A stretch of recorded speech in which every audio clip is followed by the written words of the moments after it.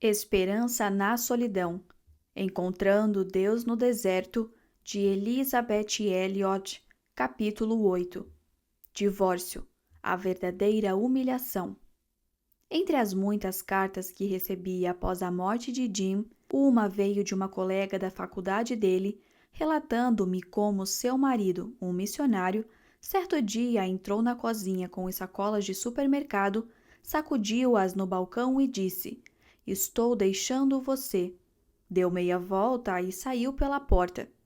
Ela queria me mostrar que existem maneiras muito piores de perder um marido do que a morte. Eu nunca tivera dúvidas quanto a isso. O divórcio é uma coisa terrível. Eu poderia pensar que pessoas divorciadas odiariam o divórcio quase tanto quanto Deus, mas ele acontece o tempo todo, despedaçando famílias e vidas, instaurando o caos na igreja e na sociedade. Como eu não percorri esse caminho, pedi permissão para usar a seguinte carta de outra pessoa que passou por ele. Ela veio em um cartão no qual estavam impressas as palavras do Salmo 68, versículo 6. Deus dá um lar aos solitários. Certa noite, eu estava lendo os Salmos quando realmente enxerguei aquele versículo pela primeira vez. Ainda estava me acostumando à ideia de voltar para casa à noite e encontrar um apartamento vazio, e estava com mais medo do que gostaria de admitir. Não havia bilhetes me esperando quando eu abria a porta, nenhum sinal de vida, e o pior de tudo, ninguém estava me esperando. A ficha estava começando a cair. Apesar de amigos e familiares que se importavam comigo, eu estava essencialmente sozinha pela primeira vez na vida. Então, fiquei surpresa, até mesmo chocada, ao ver a minha situação bem ali, no papel. Deus dá um lar aos solitários. Como? Parecia-me uma afirmação bastante ousada. No entanto, eu sabia por experiência própria que Deus não faz promessas vazias. Quando pensamos em estar solitários, geralmente queremos dizer que não há pessoas por perto, ninguém conosco, ninguém com quem conversar. Ou então descobrimos que as pessoas ao nosso redor não estão na mesma sintonia, elas não nos entendem, e isso pode ser pior do que não ter companhia alguma. Assim, em minha experiência, a solidão não é aliviada pela companhia de qualquer um. É preciso ser alguém especial, alguém que me compreenda, alguém capaz de ouvir e de estar lá quando eu precisar dele. Foi essa última parte que me forçou a encarar a profundidade da minha própria solidão. Dentre todos os meus amigos, ninguém podia estar comigo o tempo todo, e mesmo que pudesse, nenhum deles tinha o poder de fazer nada quanto à minha situação. Em última análise, esse era o meu problema. No entanto, eis aqui a Bíblia dizendo que Deus poderia fazer algo a respeito da minha solidão. Na verdade, se você olhar para o resto do salmo, ele diz que Deus pode fazer algo a respeito de muitas coisas. Nada é difícil demais para ele.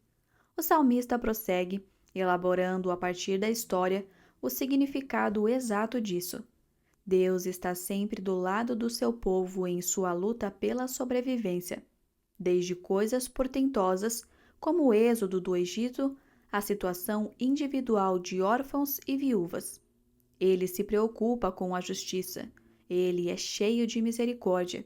O gigantesco escopo de seu poder nas questões globais não faz com que ele ignore nossas preocupações individuais.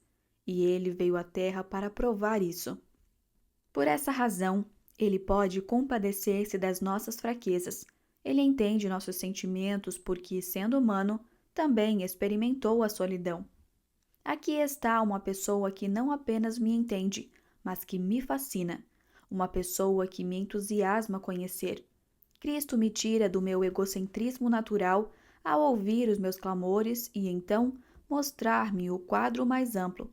Quanto mais eu o conheço, mais me interesso pelo que lhe interessa, mais eu vivo e anseio para que o seu reino venha, para que tudo seja feito na terra como é feito no céu. À medida que se aproxima aquela época em que começamos a falar sobre voltar para casa, para passar os feriados de fim de ano, essas coisas se tornam ainda mais reais para mim. Em última instância, onde fica a minha casa? Minha casa é onde Cristo está. Meu apartamento se tornou um lar porque eu o compartilho com Cristo. Ao me esforçar para torná-lo um lugar confortável para se estar, descobri novas maneiras de expressar o dom da hospitalidade que ele tem nutrido em mim ao longo dos anos. Deus me deu um lar para que eu pudesse compartilhar esse lar com outras pessoas. Deus dá um lar aos solitários. Também pode ser traduzido assim: Deus faz com que o solitário more em família. No último ano, conheci a realidade de uma família muito mais ampla do que a minha própria família natural, por mais queridos que eles sejam para mim. Minha família mais ampla é formada por aqueles que também conhecem a Cristo intimamente. São eles que ouvem meus clamores e, ao mesmo tempo, me encorajam a considerar questões maiores do que eu.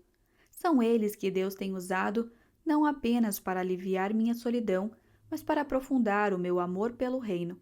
Ao encontrar o meu lugar de serviço na comunidade do povo de Deus, não sobra muito tempo para me sentir solitária.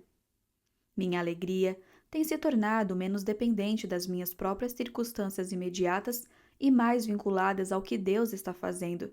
Por mais limitado que seja o meu entendimento agora, sei que Ele é um Deus que nunca perde, um Deus que tomou sobre si a suprema humilhação e derrota e as virou do avesso. De alguma maneira, meus planos arruinados se encaixam em seus planos mais abrangentes, e assim, nos momentos em que sou forçada a encarar a minha própria solidão, descubro que, na verdade, não estou nem um pouco sozinha. É bom ouvir as mesmas coisas ditas por mais de uma testemunha. Fico feliz pelo fato de a carta de Bonnie ter chegado a tempo de ser incluída aqui. Ela e eu temos lido o mesmo livro e descoberto que sua verdade é transformadora. Deus é perito em virar tudo pelo avesso. Isso ilustra exatamente o que quero dizer sobre a dádiva da solidão. A de Bonnie se tornou não apenas uma dádiva para ela, veja os ganhos espirituais, mas, como todas as dádivas de Deus, tornou-se uma dádiva para o resto de nós, aqueles que compartilham sua hospitalidade, por exemplo, e aqueles a quem ela agora pode consolar, incluindo você e eu.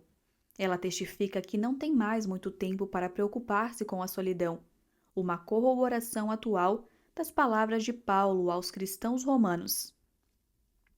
E não somente isto, mas também nos gloriamos nas próprias tribulações, sabendo que a tribulação produz perseverança, e a perseverança experiência, e a experiência esperança. Ora, a esperança não confunde. Romanos 5, versos 3 a 5.